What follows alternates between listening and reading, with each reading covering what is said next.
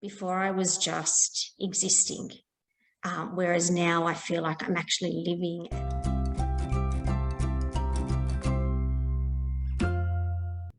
Hi there, I'm Crystal. I'm the author of Eating for Gastroparesis and Living Well with Gastroparesis. And today I want to bring you a conversation that I recently had with a coaching client of mine. Her name is Samantha. She's from Australia. And Samantha is actually the first client that I started working with from what we're calling the inside out approach to living well with gastroparesis. And it's a really interesting conversation about how a different perspective can really change your experience of something as seemingly solid as gastroparesis. So I hope that it will open something up for you. I hope you'll hear something in it. Without further ado, here's Samantha. Hi, Samantha. Hello. Thank you for chatting today. That's okay. So let's just start, if you can remember. So we have been talking for almost 2 years, I think, definitely over a year and a half.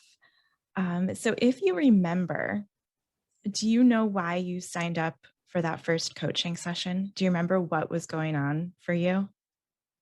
I think I was just feeling really overwhelmed and felt like I was scrambling, that there were so many different things that I was trying to do to make a difference with my health, both physically and mentally. I had some psychology sessions and they were really good, but I was just left feeling that I needed more. And I was familiar with your books that you put out and familiar with your blog. And I just happened to be on your blog on this particular day. And you were talking about that you might start offering some coaching sessions. And I thought, why not? Let's try. And I'm so glad I did. You know, what's so funny is, so you knew me from my work around gastroparesis. You have Yes. gastroparesis, right? How long have you had gastroparesis? 11 years. Okay. I don't even know that, which leads into the next thing I'm going to say. You knew me from gastroparesis, and I assume, and I remember that was part of why we initially started talking. But what I think is so interesting is we have talked very, very little in the last year and a half plus about gastroparesis itself. I think out of our 20 sessions we've had, I think maybe half of one session was on gastroparesis, which if you'd said that to me in the beginning before we started talking, I would have thought, well, how's that going to help? And how has it helped? Oh, it's been incredible. It has been, I know it's so cliche to say it, but it's been life-changing for me. It's made such a difference. One of the things I'd love for you to share, if you feel comfortable, is in our very first session, I think we were talking, at that point about gastroparesis and the overwhelm with managing gastroparesis, which I think a lot of people can relate to. And you heard something that really seemed to shift things for you pretty quickly. And I'm wondering if you can share what that was and just anything around that might be helpful. So I think from memory, we were talking about that I had my checklist, and my checklist just had so many different things on it that for me to be okay, I need to do all these different things. And if I miss a step out, well, then that means I'm not going to have a good day or I'm not going to be well. And you said to me, but what if you don't do that checklist? And I remember I said to you, well, I might do it, I might not do it, but if I didn't do it, I'd be okay. And just those 3 words, that I'd be okay, just shifted something dramatically in me. I automatically just felt a sense of lightness and calmness. And I think that was the start for me that made me realize that I actually don't have to do anything. Say more about that, because I think, you and I have been in this conversation for a long time, so that makes total sense to me. But I think for people listening who think, what do you mean you don't have to do anything, right? You have a medical condition. Yeah, not that I don't have to do anything to keep myself well, that I can just neglect my health. But when I'm going through a flare up of pain or symptoms or feeling overwhelmed with, dealing with all of the demands, because I also have a son with a neurological condition and just trying to manage all of that, I'd feel like I'm scrambling. Well, I've got to try this and I haven't tried this, so I need to do this. And I realized that at that moment, I'm just feeling my thinking a lot. I'm caught up in my thinking. I just need to let it pass. And then the answers will come to me. When I like to think of it, and I think you've referred to it before as well, when I'm at my home base and when I have my greater sense of clarity and my greater sense of calmness, that's when my wisdom will come through and the answers will come to me. And I know it sounds so simple. And I remember I was going back through notes of our sessions, and I actually wrote in one of my notes, "Is it really that simple?" And it is, from experience.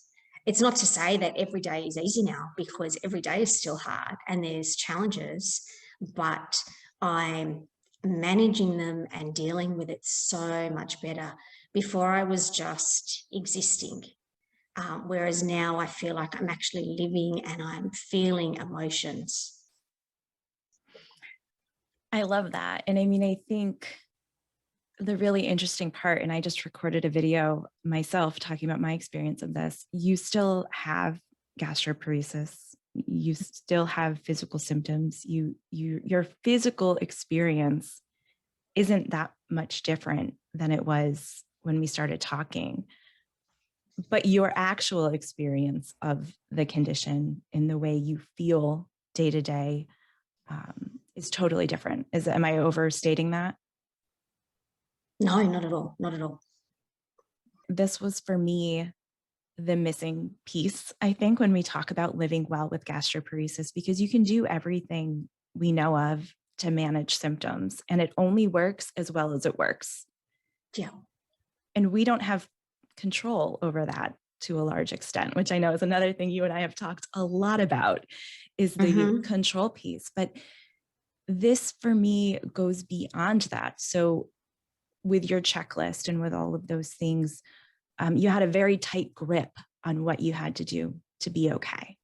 And Absolutely. this has allowed you to release that with all of the same stuff going on. But it's just a much more relaxed way of being.